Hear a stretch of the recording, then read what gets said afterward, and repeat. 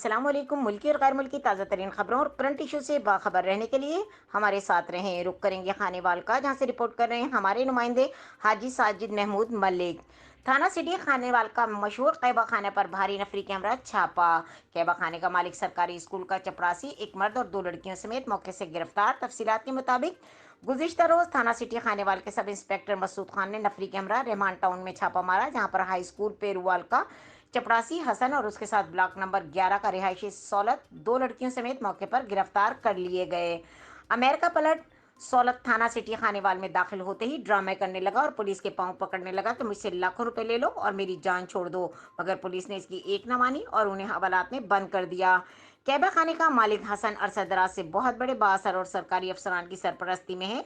ये धंधा कर रहा था। मजबूर और बेबस दर्जनों लड़कियों का जिंदगियां बर्बाद कर चुका है। मशहूर जमाना अड्डे के मालिक हसन को बचाने के लिए शहर खानेवाल की बड़ी नामी गिरामी शख्सियात मुतहर्रक हो गई। सब इंस्पेक्टर मसूद खान के मुताबिक किसी सूरत दबाव में नहीं आएंगे।